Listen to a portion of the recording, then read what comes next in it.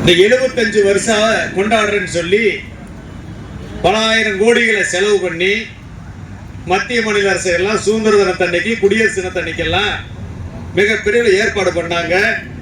நாங்களும் போய் மிட்டாய் வாங்கிட்டு வந்தோம். ஞாபகம் இருக்கு எல்லாருக்கும்? 75வது பொன் விழா சுதந்திர ஆண்டுல இந்தியா காலடி எடுத்து வைக்கிறதுன்னு சொன்னான். யாரு சொன்ன? நம்ம என்னைக்காவது சொன்னோமா? நம்ம வாழ்க்கையில பொண்ணு விளையுதா? நம்ம வாழ்க்கையில மகிழ்ச்சி இருக்குதா? நம்ம வாழ்க்கையில வருமானம் இருக்குதா?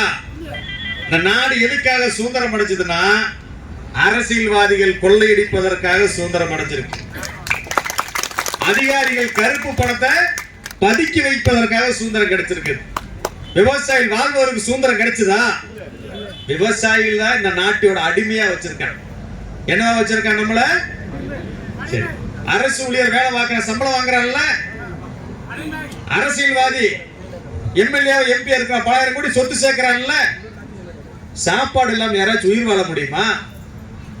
அந்த சாப்பாடு உணவை உற்பத்தி பண்ணக்கூடிய விவசாய பொருளுக்கு எவனாச்சும் விலை நிர்ணயம் பண்ணிருக்கான? என்ன வரைக்கும் நம்ம செய்யற தக்காளிக்கு விலை வந்திருக்கா? பீன்ஸுக்கு விலை வந்திருக்கா? நெல்லுக்கு விலை வந்திருக்கா? கொள்முதல் வந்திருக்கா? ஏன் வரல? யோசிச்சு பாரு. இந்த நாடு விவசாய நாடுன்னு சொல்றான். விவசாயம் என்ன நாட்டின் முதுகெலும்பும். 60% பேர் விவசாயிகள் தான். ஊர்ல 60% பேர் நம்ம ஊர்ல விவசாயிகள் தான் இருக்கிறோம்.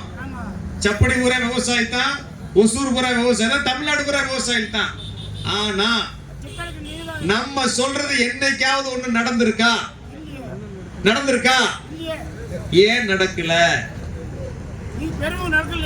ஏன் நடக்கலன்னா விவசாயிகளாகிய நம்ம விவசாயி அப்படிங்கறதே மறந்துட்டோம்.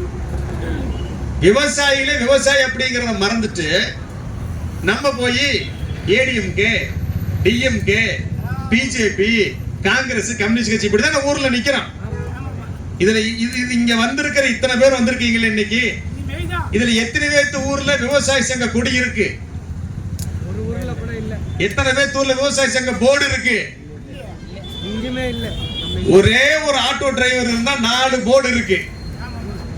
10 அரசு ஊழியர் இருக்கான். தாலுகா ஆபீஸ்ல 4 போர்டு வச்சிருக்கான், 4 சங்கம் வச்சிருக்கான். விவசாய தொழிலாளி இருக்கிறாங்க, சுமை தூக்குற தொழிலாளி இருக்கிறாங்க, உலகத்துல எத்தனையோ வகையான தொழிலாளி இருக்கிறாங்க. 10 பேர் இருந்தாங்க, 4 சங்கம் இருக்குது. இத்தனை பேர் இருக்கிறீங்க. நாடு சுதந்திரம் அடைஞ்சு 75 வருஷம் ஆச்சு. இன்னும் நீங்க விவசாய சங்கத்துக்கே வரலையே. ஏன்னா நீங்க விவசாயிகளையும் மறந்துட்டீங்க. நடிகர் விஜய் எங்க கட்சி ஆரம்பிக்கிறேன்னு போட்டா நம்மால இங்க போஸ்ட் ஒட்டுறானா இல்லையா?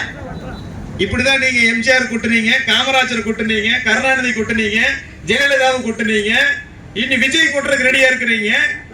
என்னைக்காவது உங்க கோரிக்கைகளுக்காக ஏதாச்சும் ஒரு அரசியல் கட்சி போஸ்ட் ஒட்டி இருக்கா? நம்ம கோரிக்கைக்கு நம்ம ஓட்ட வாங்கி எம்எல்ஏ ஆனா, எம்பி ஆனா, அமைச்சரானா எவனாச்சும் ஒருத்தர் விவசாயிகள் கோரிக்கையாக சட்டமன்றத்தில் இங்கிருந்து போய் பேசியிருக்கானா? நாடாளுமன்றத்தில் டெல்லி போட பேசியிருக்கானா? எம்பி யாராவது பேசியிருக்கானா? எவனும் பேசினது இல்ல. ஏன்னா நம்ம ஊருக்கு வந்தா நம்ம தான் என்ன பண்றோம்? தலைவரே, இந்த ஊரு பூரா நம்ம கண்ட்ரோல் இருக்கு. இந்த ஊர்ல 500 ஓட்டு இருக்கு. இங்க 400 ஓட்டு நான் சொன்னாதான் போடுவாங்க. நீ ஓட்டுக்கு 1000 ரூபாய் கொடுத்து வாங்கி கொடுத்து புரோக்கர் வேலை பாக்குறது யாரு? நம்ம தான் புரோக்கர் வேலை பாக்குறோம். நாட்டுல பொருளை விலைக்கு வாங்குறவனுக்கு மரியாதை இருக்கு, விக்கிறவனுக்கு மரியாதை இருக்கு, புரோக்கருக்கு மரியாதை இருக்கா? நாட்டில் இருக்கிற விவசாயிகள் பூரா கட்சியில போய் அடிமை சேவை செஞ்சுக்கிட்டு வாழ்க்கை ஒளிக போட்டுட்டு அவன் அடிக்கிற லஞ்சத்துக்கு, அவன் அடிக்கிற கூத்துக்கெல்லாம் நீங்க காவலாளி வேலை பார்த்துக்கிட்டு அவனுக்கு அடியாளு வேலை பார்த்துக்கிட்டு இருந்தா நம்ம சொல்றது எப்படியா கேட்பான்? நம்ம சொல்றது எப்படி கேட்பான்? இந்த சப்படிக்கு வந்தா இந்த ஊர்ல 5000 பேர் இருக்கிறாங்க, 3000 பேர் விவசாயிங்க. விவசாயத்துக்கு ஒண்ணுமே செய்ய போனா ஓட்டு போட மாட்டான், புடிச்சு உதைப்பாங்கிற பயம் இருந்தா பேசுவானா பேச மாட்டானா? இந்த லாரி கணக்கு வழக்கு இல்லாம போயிட்டு இருக்குது, குழந்தைங்க அடிபட்டு இறந்துட்டு இருக்குது. இங்க இருக்கிற எம்எல்ஏ வந்ததை பார்த்தாரா? இந்த ரோடு ஹைவேஸ் ரோடு, இங்க பாலம் வேணும்னு கேட்கிறோம். எத்தனை வருஷமா கேட்டுட்டு இருக்கிறோம். இதை எம்பி வந்து பார்த்தாரா? இதை போய் டெல்லியில நாடாளுமன்றத்தில் பேசினாரா? ஏன் பேச மாட்டேங்கிறான்? ஏன் நமக்காக செய்ய மாட்டேங்கிறான்? ஏன் கொள்ளையடிக்கிறதுலே குறியா இருக்கிறானா? நாமளே இந்த அரசியல்வாதிகளுக்கு, அரசியல் கட்சிகளுக்கு புரோக்கராக வேலை பார்க்கறது தான் காரணம். உலகத்திலேயே மிகப்பெரிய அநியாயம் நடந்திருக்குது. அது எங்க நடந்திருக்குதுன்னா நம்ம இந்தியாவுல, நம்ம நாட்டுல நடந்திருக்குது. நம்ம எல்லாம் சொல்றோம் அரசியலமைப்பு சட்டத்தை அம்பேத்கர் எழுதினார், நேரு அந்த குழுவில் இருந்தார், ராஜாஜி குழுவில் இருந்தார், நம்மளுக்கு பேசுறதுக்கு, எழுதுறதுக்கு, போராடுறதுக்கு உரிமையில கொடுத்திருக்கான்னு சொல்றோம். இந்திய அரசியலமைப்பு சட்டம் வெள்ளக்காரங்காட்டு இருந்து நம்ம சுதந்திரம் வாங்கி உருவாக்கி இன்னைக்கு அதன் அடிப்படையில் நம்ம நாடு இயங்கிட்டு இருக்குது. சட்டசபைக்கு என்ன அதிகாரம், நாடாளுமன்றத்துக்கு என்ன அதிகாரம், ஹைகோர்ட்டுக்கு என்ன அதிகாரம், சுப்ரீம் கோர்ட் என்ன அதிகாரம், நம்ம பஞ்சாயத்துக்கு என்ன அதிகாரம், நமக்கு என்ன உரிமை, இதெல்லாம் எதுல சொல்லியிருக்காங்கன்னா இந்திய அரசியலமைப்பு சட்டத்தில் சொல்லியிருக்கிறாங்க. இந்திய அரசியலமைப்பு சட்டம் வரும்போது 35 கோடி மக்கள், அப்ப 28 கோடி பேர் விவசாயிங்க. எத்தனை பேருங்க? 75% பேர் சுதந்திரமா நாட்டில் சுதந்திரம் அடையும் போது விவசாயிங்க. இன்னைக்கு 142 கோடி பேர் இருக்கிறோம். இன்னைக்கும் 90 கோடி பேர் இந்த நாட்டில் விவசாயிங்க. அந்த அரசியலமைப்பு சட்டத்துல விவசாயி அப்படிங்கிற வார்த்தையே இல்லை. என்னல்ல, எம்பி பூரா யாரு? விவசாயி. எம்எல்ஏ பூரா யாரு? விவசாயி. இந்த ஐஏஎஸ் கலெக்டர் பூரா யாரு? விவசாயி. தாசில்தார் பூரா விவசாயிட்டு போல. ஆனா நம்ம நாட்டை ஆண்டு கொண்டிருக்கக்கூடிய அரசியலமைப்பு சட்டத்துல விவசாயிங்கிற வார்த்தையே இல்லை. விவசாயி தான் இந்த நாட்டின் முதுகெலும்பு. விவசாயிகள் கடுமையான கஷ்டத்தில் இருக்கிறார்கள். அவர்கள் உற்பத்தி செய்யற பொருளுக்கு வேலை கொடுக்கணும், அவர்களுக்கு இந்த அரசாங்கம் உரிய மரியாதை கொடுக்கணும்னு ஒரு வார்த்தை இருக்கா? இருந்தா தானே நம்ம சொல்லுவோமே, டேய் சட்டியில் இருந்தா தாண்டா அகப்பையில் வரும்னு சொல்லுவோம்ல. சட்டியில் சாப்பாடு இருந்தா தானே போட்டு சாப்பிட முடியும். அரசியலமைப்பு சட்டத்திலேயே இல்ல. நம்ம யாருங்கிறது, இந்த நாடு விவசாய நாடு, விவசாயிகள் நாடு. இந்த நாட்டுல விவசாயம் எல்லாம் கஷ்டப்படுறான். இந்த நாட்டுல 150 கோடி மக்களுக்கு ஜனத்தொகைக்கு சோறு போடுறாங்க. உற்பத்தி செய்யற பொருளுக்கு விலை கொடுக்கணும், லாபகரமான விலை கொடுக்கணும், விவசாயிகளோட நிலத்தை எடுக்கக்கூடாது, அவங்களுக்கு உரிமையை கொடுக்கணும் அப்படின்னு இந்திய அரசியலமைப்பு சட்டத்திலேயே கிடையாது. இதை பற்றி ஏதாச்சும் ஒரு விவசாய சங்க தலைவர் பேசுறாங்களா? பேசுறதுக்கும் தெரியாது. பச்சை துண்டு போடுற காசு இருக்கவன்லாம் கலெக்டர் ஆபீஸ்ல விவசாய சங்க தலைவர் உட்கார்ந்துட்டு இருக்கேன், புரோக்கர் வேலை பார்த்துட்டு இருக்கேன். நடக்குதா இல்லையா? இந்திய அரசியலமைப்பு சட்டத்திலேயே நம்ம உரிமையை புடுங்கிட்டான். நாம புறக்கணிக்கப்பட்டு 75 வருஷம் ஆச்சு. நாம இன்னைக்கு பேசிட்டு இருக்கிறோம், எனக்கு பாலம் போடல, எனக்கு ரோடு போடல, எனக்கு மின்சாரம் தர மாட்டேங்கிறான்னு பேசுறோம். நம்ம பீசையே புடுங்கி 75 வருஷம் ஆச்சு. விவசாயிகளை பீசையே புடுங்கி 75 வருஷம் ஆச்சு. நம்ம உரிமையை புடுங்கி 75 வருஷம் ஆச்சு. கேட்ட இதுக்கு பேரு சுதந்திரம்ங்கிறான். 75 சுதந்திர பொன்விழா ஆண்டுங்கிறான். அரசியலமைப்பு சட்டத்திலேயே கிடையாது. தேவையான அதிகாரம் இருக்கணும்னா, நமக்கு உரிமை இருக்கணும்னா, நம்மளோட உரிமை எல்லாம் அரசியலமைப்பு சட்டத்தில் இருக்கணும். அந்த சட்டத்தில் இருந்தா தான் அரசாங்க கொள்கை வகுக்க முடியும், நமக்கான கொள்கையை வகுக்க முடியும். ஆனா உண்மையான ஹீரோ யாரு அப்படின்னு சொன்னா 2 பேர் தான் உலகத்துல. ஒருத்தர் நம்ம நாட்டு பார்டர்ல இருக்கிறவங்க ஜெய் ஜவான், 2வது தான் நம்ம ஜெய் கிசான் உலக சோறு போடுற. இவங்க 2 பேர் தான் உண்மையான ஹீரோங்க இந்த நாட்டுக்கு.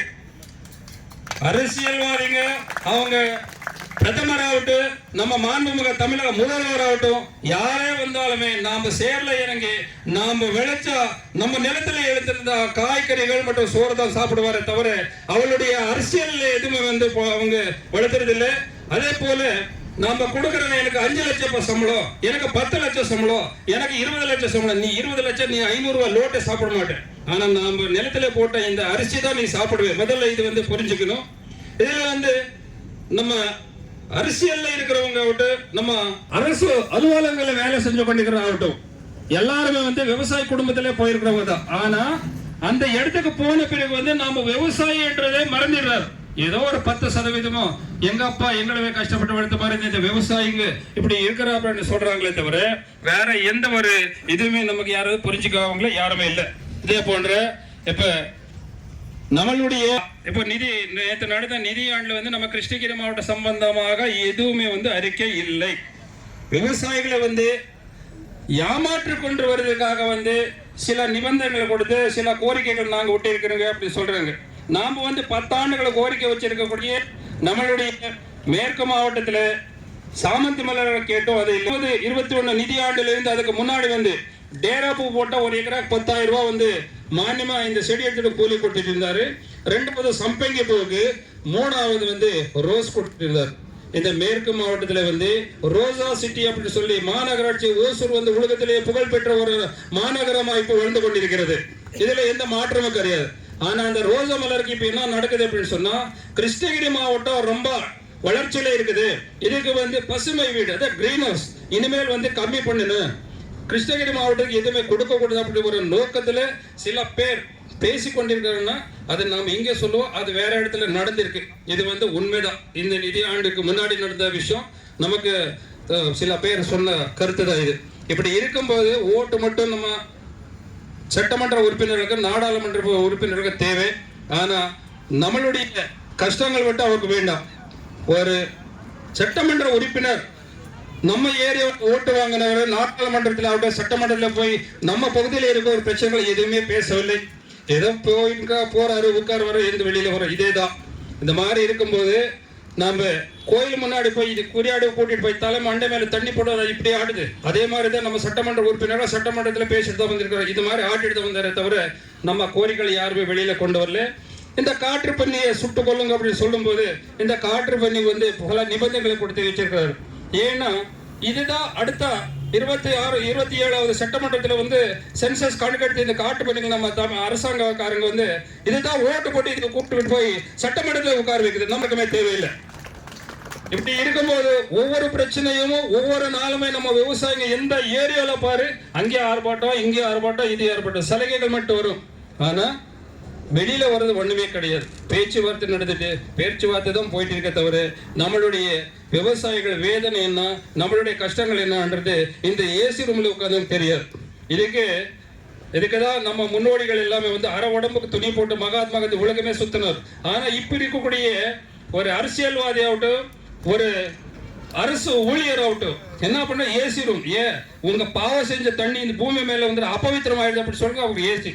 அந்த காலத்துல இது எல்லாமே இல்லை. இப்படி இருக்கும்போது பேசினா பல விஷயங்கள் இருக்கு. இதுக்கு வந்து இன்னும் நம்மளுடைய முன்னோடிகள் இருக்காரு.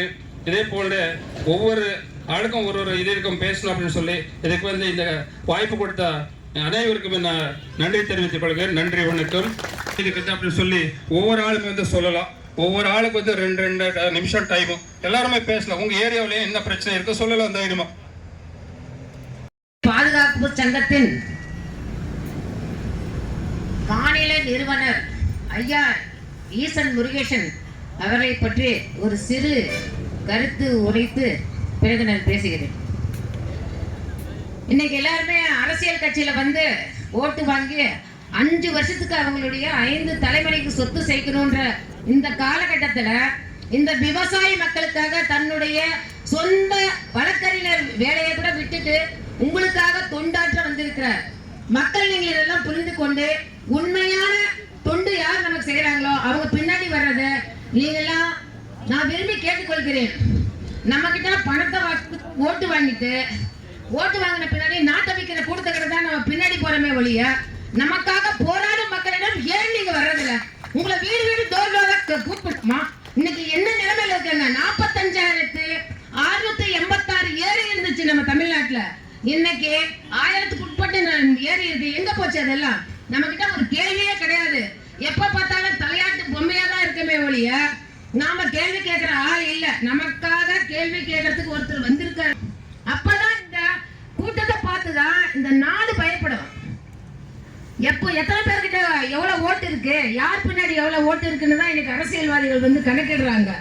அதனால நாம் விவசாயிகள் எந்த கட்சிக்கும் தலைவணங்காமல் நான் தனி கட்சி, என் விவசாயி என்பவன் தனி கட்சி நிக்கணும். அப்பதான் வந்து அந்த தலைவன் பின்னாடி தான் நம்ம எல்லாம் போனோம்.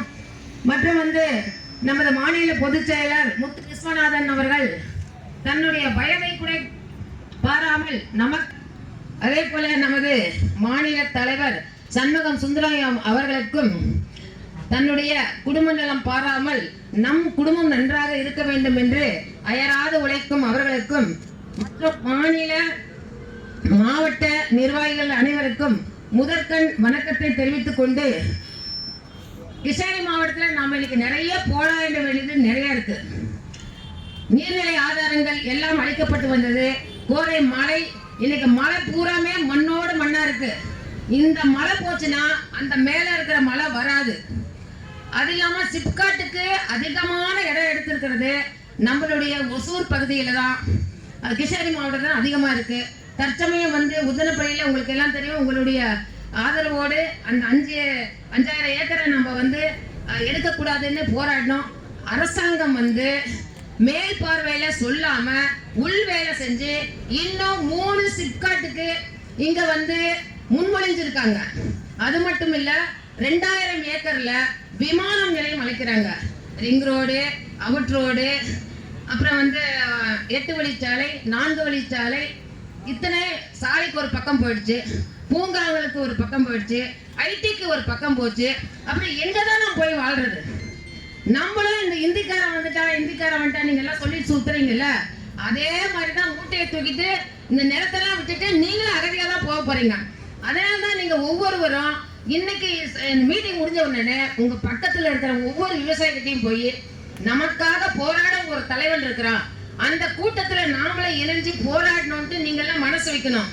இந்த போராட்டங்கள் இல்லாமல் இந்த அரசாங்கத்துக்கிட்ட நீங்க எதையுமே ஜெயிக்க முடியாது, உங்களுடைய உரிமையை வாங்க முடியாது. நீங்க உங்களை எல்லாம் எப்படிதான் தூங்குறீங்களே தெரியல. உங்க தாத்தா பாட்டி எல்லாம் சோறு தின்னாம இந்த சொத்தை சம்பாரிச்சு வச்சாங்க. எவனா வந்து சிப்காட் எடுக்கிறேன் அதை எடுக்கிறேன்னு விட்டு வேடிக்கை பார்த்துக்கிட்டு இருக்கிறீங்க.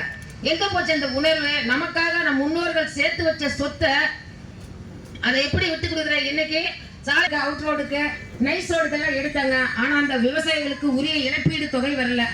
ஒரு இடத்துல சமீபத்துல என்கிட்ட என்னுடைய நாலேஜுக்கு வந்தது ஒண்ணு, ஒரு இடத்துல வந்து 12 லட்சம் ரூபாய் கொடுத்துருக்காங்க. பக்கத்து நிலத்துக்காரருக்கு 2.5 லட்சம் கொடுத்துருக்காங்க. அது எப்படி அந்த ஆளுக்கு 12 லட்சமும் இந்த ஆளுக்கு 2.5 லட்சம் வந்துச்சுன்னு எனக்கு தெரியல. இதனால மாறுபட்ட கருத்து நிறைய இருக்கு.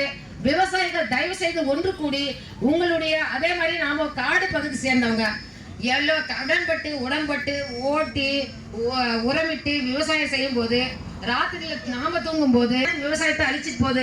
பல முறை கத்தியும் அதுக்கான எந்த பலனும் கிடையாது.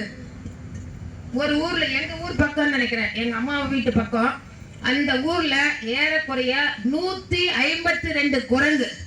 அந்த குரங்கு வீட்டுல சின்ன குழந்தைங்க கூட ஸ்கூல் போறது கூட விடுறது இல்ல. அங்க இருக்கிற ஏறக்குறைய ஒரு 112 ஏக்கரா நிலத்துல ஒரு விவசாயிகள் சாகுபடியே செய்ய முடியாத அளவுக்கு இருக்கிறாங்க. வறட்சியா வெறும் காடா இருக்கு. வனத்துறை வந்து எதையுமே கண்டுக்கிறது இல்ல. அந்த டைம்ல நம்ம போய் கோரிக்கை வைக்கும் போதுதான் அதை அன்னைக்கு பாக்குறேன்னு சொல்றாங்க இல்லையா. நம்ம கணேச ரெட்டி அவர்களும் இன்னும் பலரும் வந்து வனத்துறை கிட்ட பல போராட்டங்கள் எல்லாம் செஞ்சிருக்காங்க. ஆனா இது வரைக்கும் சரியான முறையில எந்த தீர்வும் இல்லை. அதே மாதிரி மின்சாரத்துறை மிகவும் வஞ்சிக்கப்படுகிறது.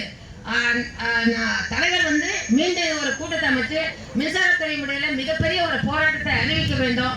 சிப்காட்டுக்கு இனிமேல் இந்த பகுதியில வந்து நிலம் எடுக்கிறதுக்கு அனுமதிக்க கூடாது. ஏற்கனவே சிப்காட்டுக்கு நிலம் எடுத்து பயன்பாட்டில் இல்லாததே பல ஏக்கர் இருக்கு.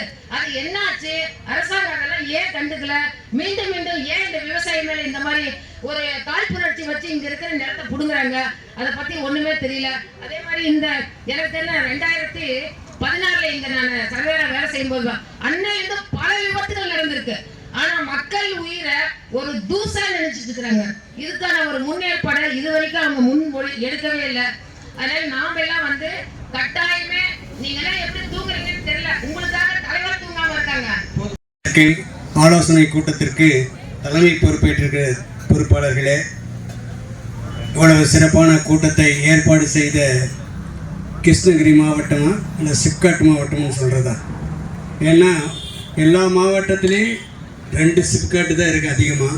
இங்கே மட்டும் 6 சிப்காட்டு போய் அதுக்கடுத்து 7வது சிப்காட்டுக்கு எடுக்க போகிறாங்க.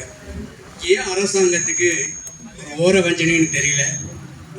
இந்த மாவட்டத்தில், கிருஷ்ணகிரி மாவட்டத்தில் என்ன நிலம் இல்லையா, விவசாயம் இல்லையா?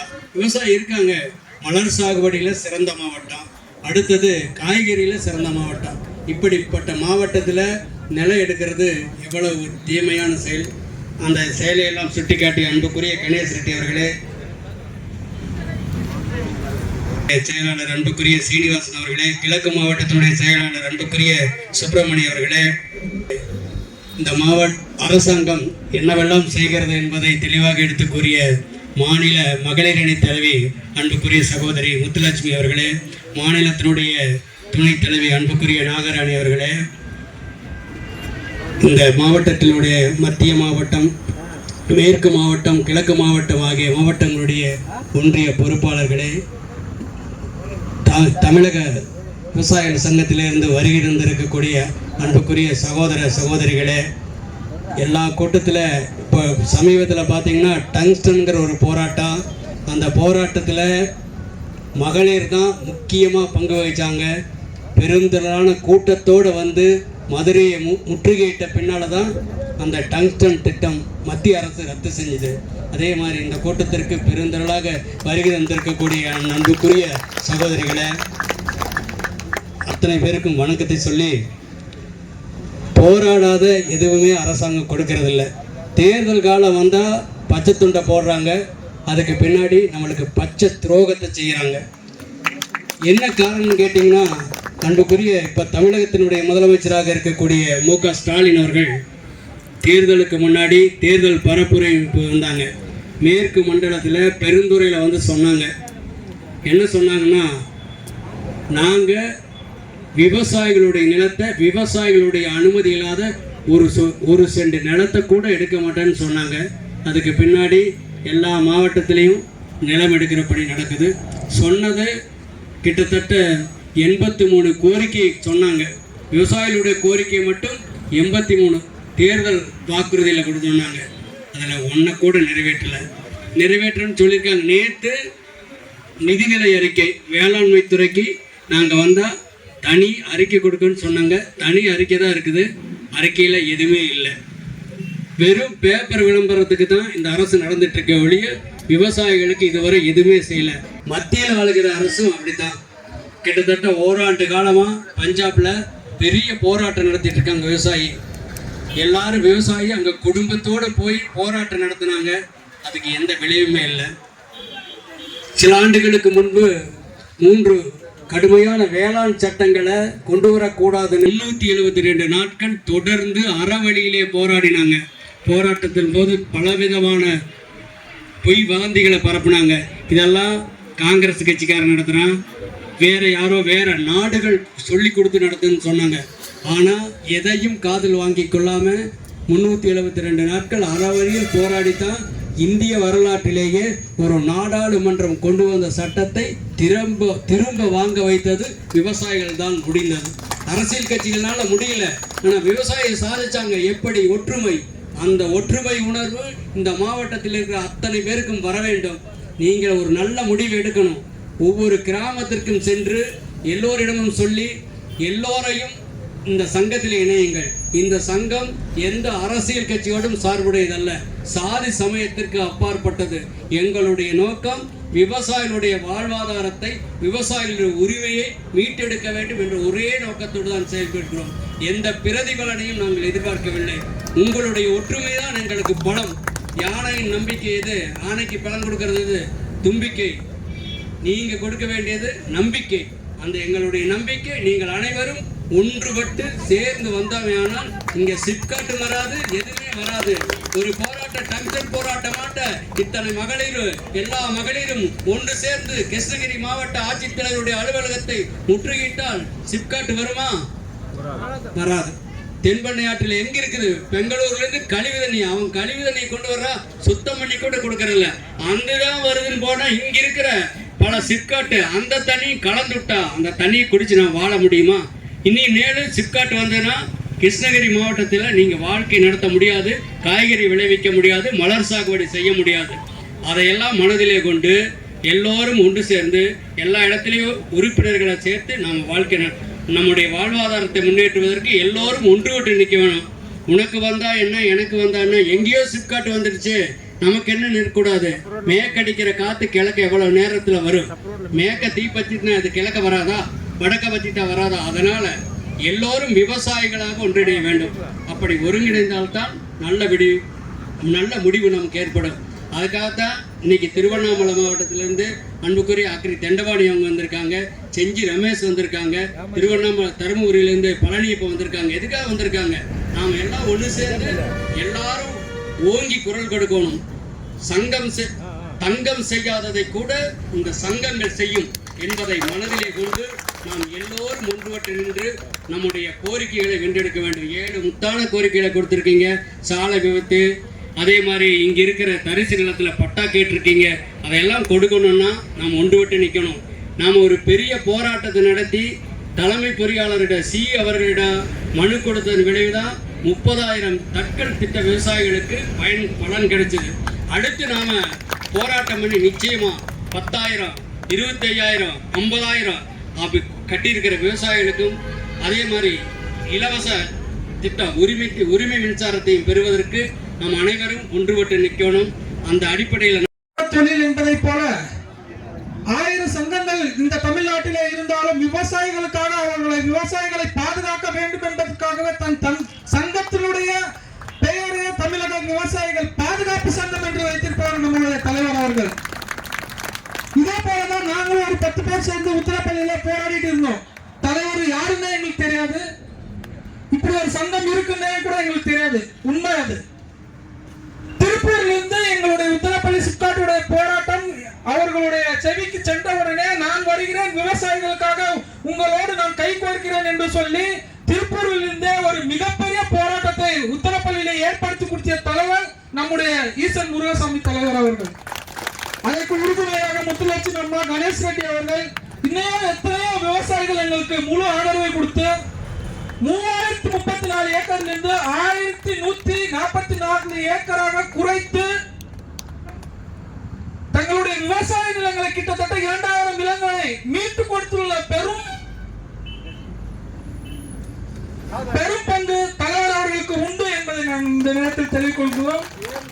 அதுபோல தலைவர் அவர்கள் ஒரு 2 நாளைக்கு முன்னாடி ஒரு முகநூல் பக்கத்துல ஒரு பதிவு நாகராஜ் என்று ஒருத்தர் இருக்காரு இல்லைங்களா, மேகதாது அணையை கட்ட வேண்டும், தமிழகத்துக்கு தண்ணீர் விடக்கூடாது என்ற அந்த குரலை 10 பேரை வச்சு கொண்டு அவன் வந்து தமிழ்நாடு பார்டர்ல வந்து போராடுறான்.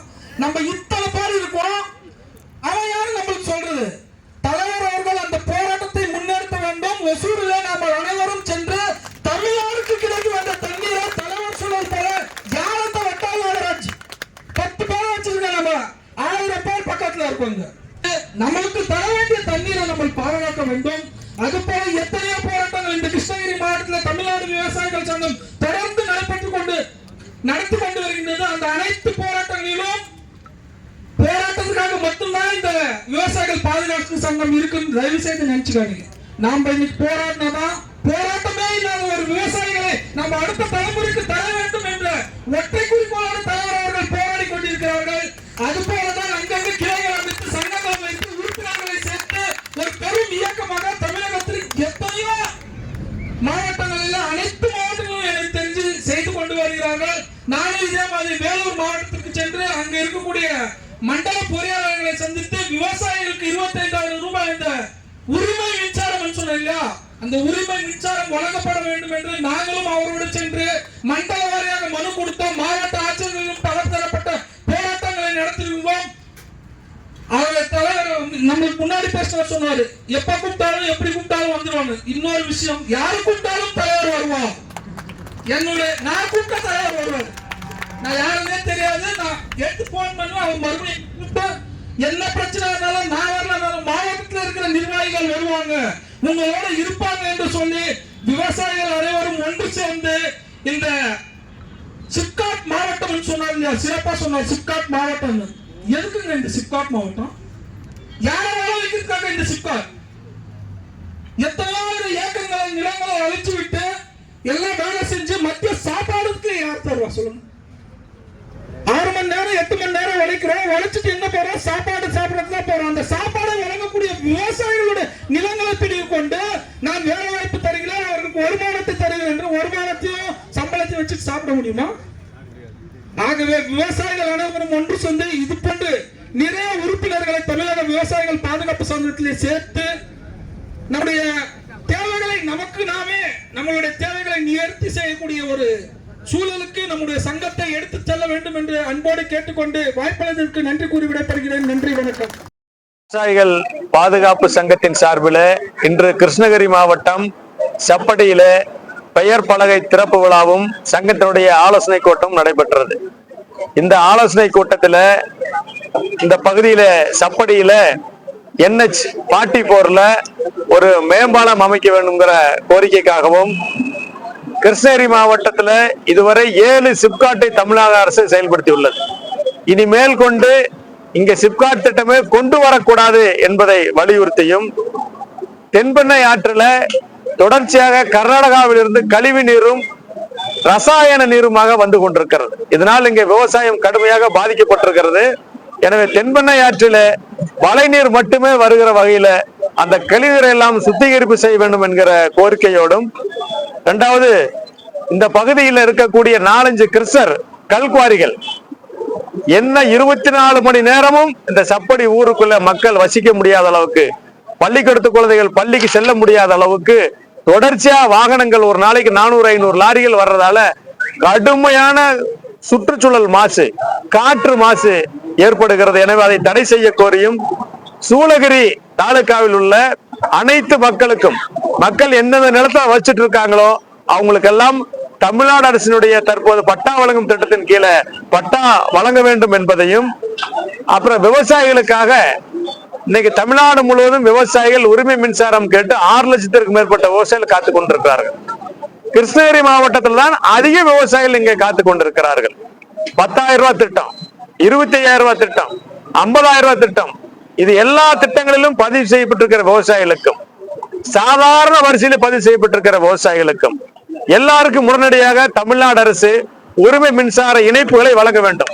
நாங்க ஆட்சிக்கு வந்தோம்னா தமிழ்நாட்டில் காத்துக் கொண்டிருக்கக்கூடிய அனைத்து விவசாயிகளுக்கும் உடனடியாக எல்லா மின் இணைப்புகளையும் வழங்குவோம் சொல்லி திமுக வாக்குறுதி கொடுத்து தான் ஆட்சிக்கு வந்தது என்பது இந்த நேரத்தில் நாங்கள் குறிப்பிட்டு செல்கிறோம். மேலும் இந்த கிருஷ்ணகிரி மாவட்டம் தமிழ்நாட்டில் அதிக அளவுல இந்த பூந்தோட்ட மின் இணைப்புகள் 3M மின் இணைப்புகள் அதிகமா இருக்கு. 15,000க்கு மேற்பட்ட மின் இணைப்புகள் இருக்கு. அப்ப தமிழ்நாட்டில் இருக்கக்கூடிய 23 லட்சம் விவசாயிகள் அந்த உரிமை மின்சார திட்டத்தில் பயன்பெறும் போது இந்த 3A திட்டத்துல மட்டும் எதுக்கு அரசாங்கம் காசு வசூலிக்குது? அந்த விவசாயிகள் மட்டும் லாபத்துல கொளிக்கிறாங்களா? அவர்கள் தான் அதிக அளவுல கடன் பட்டிருக்கிறார்கள். எனவே இந்த 3A மின்சார திட்டம் என்பதையே ஒழித்து விட்டு இந்த அனைத்து 3A மின் இணைப்புகளையும் உரிமை மின்சார மின் இணைப்புகளாக மாற்றம் செய்ய வேண்டும் என்கிற கோரிக்கையோடும் இன்றைக்கு இந்த கோரிக்கைகளுக்காக எங்க கேட்டு வருகிற சூழ்நிலை இருந்து கொண்டிருக்கிறது. ஆனால் இனிமேல் நாங்கள் தமிழக விவசாயிகள் பாதுகாப்பு சங்கத்தின் சார்பில் இந்த பகுதிக்கான பிரச்சனை எல்லாம் தீர்க்காமல், விவசாயிகளுக்கான கோரிக்கைகளை நிறைவேற்றாமல் இனிமேல் யார் வாக்கு கேட்டு வந்தாலும் வாக்களிக்க மாட்டோம், அவர்களை விரட்டி அடிப்போம் என்பதை தமிழக விவசாயிகள் பாதுகாப்பு சங்கத்தின் சார்பில் இன்றைக்கு நாங்கள் கூட்டத்தின் முடிவாக தீர்மானித்திருக்கிறோம் என்பதை இந்த செய்தியாளர் சந்திப்பு வாயிலாக நாங்கள் தெரிவிக்கிறோம். குறிப்பாக விவசாயிகள் இந்த கூட்டத்தில் என்னென்ன கோரிக்கை வச்சிருக்காங்க சார்? கூட்டத்துல பாத்தீங்கன்னா இந்த NH-44ல ஒரு மேம்பாலம் வேணும். தமிழ்நாட்டுல இனிமே சிப்காட்டுக்கு நிலம் கையகப்படுத்தக்கூடாது, குறிப்பா கிருஷ்ணகிரி சிப்காட் திட்டமே கூடாது என்றும், தென்பெண்ணை ஆற்றுல கழிவு நீர் எல்லாம் இருக்கவே கூடாது, சுத்தமான மழை நீர் வரணும், ஆற்று நீர் தான் வரணும் என்கிற கோரிக்கையும், இந்த சாக்கடை நீரால் பாதிக்கப்பட்டுள்ள விவசாயிகளுக்கு இழப்பீடு வழங்க வேண்டும் என்கிற கோரிக்கையோடும், சூளகிரி தாலுகாவில் இருக்கக்கூடிய எல்லா விவசாயிகளுக்கும் பொதுமக்களுக்கும் அவர்கள் குடியிருப்பதற்கான வீட்டுமனை பட்டாவை வழங்க வேண்டும் சொல்லியும், இங்க இருக்கக்கூடிய ஏரிகள், குளங்கள், நீர்வழி பாதைகள், புறம்போக்கு நிலங்களை போற அரசாங்கம் பாதுகாக்கணும். இந்த சப்படியை சுத்தி உள்ள குவாரிகள் இருந்து இந்த மக்கள் வாகனங்கள் அந்த லாரிகள் அதிக அளவுல பாதிக்கப்படுறதால சப்படி ஊருக்குள்ளேயே அந்த கனிம வள கொள்ளையடிக்கக்கூடிய லாரிகள் வரக்கூடாது என்கிற கோரிக்கையோடும், இங்க 10,000 ரூபாய், 25,000 ரூபாய், 50,000 ரூபாய் மின் இணைப்பு எல்லாம் கேட்டு விவசாயிகள் பல ஆண்டுகளாக காத்துக் கொண்டிருக்கூடிய விவசாயிகளுக்கு உடனடியாக தமிழ்நாடு அரசு உரிமை மின் இணைப்புகளை வழங்க வேண்டும் என்கிற கோரிக்கைகளுக்கு என்ற கூட்டம் நடைபெற்றிருக்கிறது. இதையெல்லாம் கோரிக்கை நிறைவேற்றவில்லை என்றால் வருகிற சட்டமன்ற தேர்தலில் எந்த அரசியல்வாதியும் ஊருக்குள்ள நுழைவிட மாட்டோம் என்பதையும் நாங்கள் தீர்மானித்திருக்கிறோம். தொடர்ந்து இந்த பெங்களூர் ஒசூர் தேசிய நெடுஞ்சாலை விபத்து அதிகமாக நடக்குது, உயிரிழப்புகள் சேதம் அதிகமாக நடக்குது. மாவட்ட ஆட்சியருக்கு விவசாயிகள் பலமுறை மனு கொடுத்து இது வரைக்கும் ஏதோ ஒரு நடவடிக்கை எடுக்கலன்னு கேட்கறாங்க விவசாயிகள். இதை பத்தி விவசாயிகள் நடவடிக்கை எடுக்க சொல்லி விவசாயிகள் குறை நாட்டத்துல மனு கொடுத்துட்டே இருக்கிறோம், தாசில்தார்ட்ட மனு கொடுக்கிறோம், MLA MP கவனத்தை கொண்டு போயிட்டே இருக்கிறோம். ஆனா எந்த நடவடிக்கையும் இல்லை. நேரடியா பாத்தீங்கன்னா இன்னைக்கு ஒசூர்ல இருந்து பெங்களூரை இணைப்பதற்கு தமிழ்நாட்டில் ஒரு சாலை தான் இருக்குது. இந்த ஒரு சாலையில வாகன போக்குவரத்து கணக்கிட்டு இருக்குது. இப்ப நீங்க பார்த்துட்டே இருப்பீங்க. ஆக ஒட்டுமொத்தமாக வாகன போக்குவரத்தை குறைக்கும் வண்ணமாக இந்த பகுதியில் ஊரா மேம்பாலம் அமைக்கணும். இப்ப பாத்தீங்கன்னா கோயம்புத்தூர்ல 15 கிலோமீட்டருக்கு மேம்பாலம், சென்னையில 30 கிலோமீட்டருக்கு உயர்மட்ட மேம்பாலம் அமைக்கிறாங்க. இதே நாம இங்க இருந்து தாண்டிட்டோம்னா பெங்களூருக்குள்ள 16 கிலோமீட்டருக்கு ஒரே மேம்பாலம். அப்ப கீழே இருக்கிற மக்கள் நிம்மதியா வசிக்கிறாங்க, மேல வாகனங்கள் போயிட்டு இருக்குது.